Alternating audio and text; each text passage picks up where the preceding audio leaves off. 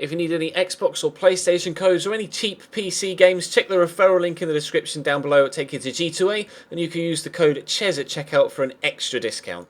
Also, there's an upcoming $1 entry FIFA Ultimate Team tournament where you can win up to 50,000 FIFA points. Check the link in the description down to Gamer Saloon and sign up now. Hey guys, how's it going? Ches back again and welcome to episode number 51 of the Chelsea career mode here on FIFA 16. Yesterday we had a very good episode, getting a remarkable turnaround against Manchester City in the snow away from home. So we start again away from home today, although this time against 19th placed Hull City. They're starting a 4-4-2, but they've got two holding mids rather than two out-and-out centre mids. So Diame and Livermore will be sat pretty deep, and it's almost like a 6-2-2 that they're playing at home here, obviously acknowledging the fact that we're a pretty dominant side when it comes to the attacking style of play that we do have here at the club. But obviously we're kind of revolving the fixture list and the side around the second leg of the Champions League against Wolfsburg, and that's actually 3 games away, but we've got a game in the weekend and midweek every week until that game, so I'm having to rotate the squad every single game to make sure that we have our first team available, or best possible team available, for the second leg against Wolfsburg in the Champions League, because I would very much like to retain my my Champions League trophy. Obviously we're going well in the league so far, and would like to continue that run today if we possibly can. Hull City though, obviously not having the best of seasons, but they're always pretty strong at home, and as you can see from the start they've made in the opening 5 minutes, having a couple of chances, hitting the post, Robert Snodgrass drawing a good save out of Santoso, 25 minutes on the clock, and they're having another chance here through Abel Hernandez, again Santoso having to make a smart save at that near post. So they're proving to be quite the difficult side to play against. They were, however, getting a little bit overconfident with the way they were passing the ball about. Pedro intercepts that pass. His shot, though, is well blocked by the defender. He then tries to claim that he made no, touch on it whatsoever. I was like, hang on a sec, mate. That's clearly a massive deflection off your leg. Calm down, Maguire. It's definitely a corner kick. Sadly, though, nothing came from it, and we had to go into the second half, and again, they pass it straight to Pedro. Into Bertrand Traoré. Takes an ace to take a first touch, and then when he does have his first touch, can't get it under control properly, by which point the defender's able to get in a good block, and again we aren't able to take the lead just yet. Just past the hour mark, Bertrand Traoré this time playing the ball out wide to Ramirez. He dances inside with good feet and good pace into Ruben Loftus-Cheek. There's Nathan, another Brazilian in a lot of space, into another Brazilian, Willian, on the right hand side. He turns inside to Ramirez again. His shot though is straight at the goalkeeper. Unfortunately we still can't get ourselves a 1-0 lead. Into the final chance of the game in stoppage time, Willian cuts inside off that right hand side into a central area, plays it straight down the middle to Traoré. Going to try and get it on his left foot because he is left footed. He does so, but the shot is so tame from Bertrand Traoré. Needed to put it in the corner, and he just scoops it with barely any power straight into the keeper's arms. Awful result for us, or not necessarily an awful result, but it wasn't the result that we were after away from home against a side that are 19th in the league, 0-0. We should have done a lot better there, but I was hoping at away from home again, but this time with my full strength side out for the game against West Ham, who are currently 9th, that we'd be able to pick up all 3 points this time around. They're playing a more aggressive 4-4-1-1, although 4-4-1-1 isn't completely all-out attack, but it's still a more positive outlook than the one that Hull City started out with. They've got Lanzini at that centre forward role just behind Andy Carroll, so I wasn't sure whether they'd be able to play long ball football, or whether they'd try to play long ball football up to Andy Carroll and knock it down to Lanzini to run off him, or whether they get it out wide and then try and whip the crosses into Andy Carroll and try and play that way. As it turned out, they were actually going to try and play the ball out wide, as you can see, but it actually, rather than whipping it into Andy Carroll, he's the one that's outside putting the cross in, although they do have Kouyaté, is quite a tall physical player, in the box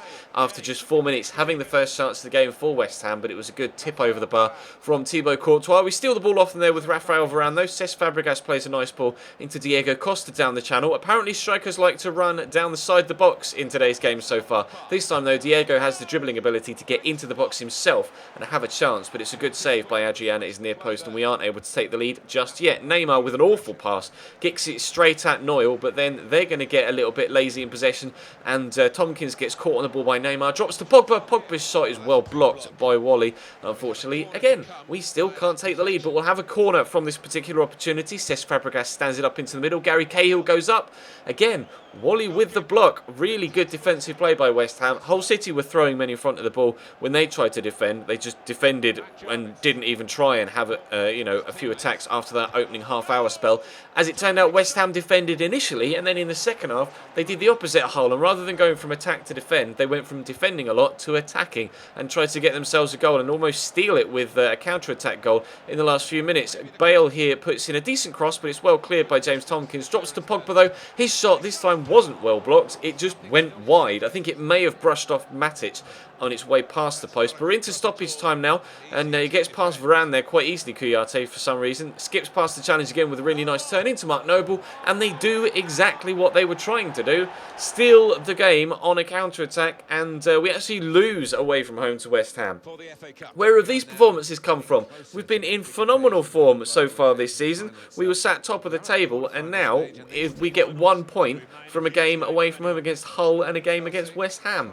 That wasn't necessarily part of the master plan, was it? So, again, having to rotate the squad because the next game after this is midweek against Wolfsburg in the Champions League. So it is the same side that played, or a particularly similar side to the one that played against Hull City, although JT was drafted in for this one against Southampton in the FA Cup. And to be fair, in the FA Cup and in all of the domestic cups, the FA Cup and the Capital One Cup, we have played heavily rotated sides to give those players some first team football. So this sort of game, regardless of whether we got a Champions League game midweek, this sort of side would have been played for this game anyway. But Southampton obviously are a very capable side, but we beat West Ham in the cup with this side, and we weren't able to do so in the league with our stronger side. But I was hoping that the reserve team would step up for this particular game after the first team let slip in the previous one. Although didn't go according to plan in the opening 5 minutes again. This time it was Graziano Pella with a really good shot, actually. Keeper couldn't even react. He's got 86 diving and 87 reflexes, but just stood there and watched as the shot went in from Graziano Pella. Really well taken into the bottom corner. Then, of course, as has been the case for the previous two games, we dominated all of the possession and the chances as well. Dropping the ball back here to JT. His shot, though, again, well blocked, this time by John Obi Mikel, obviously a former Chelsea player that we sold to Southampton earlier on in the series in season number 1. So we'll continue to try and have the ball this time. Southampton give the ball straight to me. We saw Hull do the same to Pedro. They've given it to Bertrand Traore here, but Fraser Forster seemed to be determined to not concede a goal. So we stay at 1-0 down for now into the second half. They seemed to start the half on the front foot and then just go into a defensive shell. They started the second half the same way they did the first, with a goal. Wonderful reactions this time from Santoso to palm the initial shot onto the post, but our luck seemed to be out today as it dropped straight back to Graziano Pella. Then they went into a defensive shell and will try and get a goal back. Jose Gayet played through into the box by Bertrand Traore. He's going to return it on the edge of the box here to Ruben Loftus-Cheek. His shot well blocked by Jordi Clasie. There's been a theme developing throughout today's episode. Every single chance we have seems to be blocked by a defender. Kennedy out wide to Pedro, who just come onto the pitch. He dances inside 1, inside 2, past the tackle, inside 3, lays it off to Nathan. He's going to have a good opportunity, blocked by Virgil van Dijk. Another blocked effort. A few moments later, we're going to get the ball back from their free kick. Really wasteful in possession. This time Nathan picks it up. You see the run that Kennedy's making down the channel. He's going to turn inside Virgil van Dijk this time, through 1-on-1. When there's no defenders in the way to block the shot, we do score a goal. We're back at 2-1 with 13 minutes to go. Can we save our FA Cup season? Really nice turn inside by Kennedy. Great finish.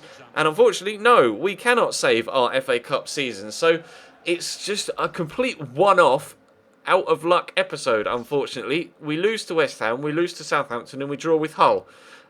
Yeah, but that's actually going to affect our league status as well. Man United have won the Capital One Cup this past month, but we've now dropped to second in the league, 3 points behind Arsenal. We had previously been top 3 points ahead of Arsenal, but thanks to the two dodgy results against Hull and West Ham are up into 6th and looking like they might even threaten the top 4 if they could put together a run of form on the back of their result against us. Hull City's point, though, unfortunately, isn't enough to see them get out of the bottom 2, let alone the bottom 3, and Liverpool now pushed up to 14th with a win win, so they look like they might be getting themselves safe, although who knows what's going to happen in the last 7 or 8 games or so. But that's going to bring today's episode to a close. Thank you very much for watching, guys. Drop the video a like if you enjoyed. As always, check this channel page for anything you may have missed over the past few days. Subscribe if you haven't already. Check all the links on your screen and in the description to my social media pages. Check the merchandise store as well. There's a link to that in the description. And I will see you next time.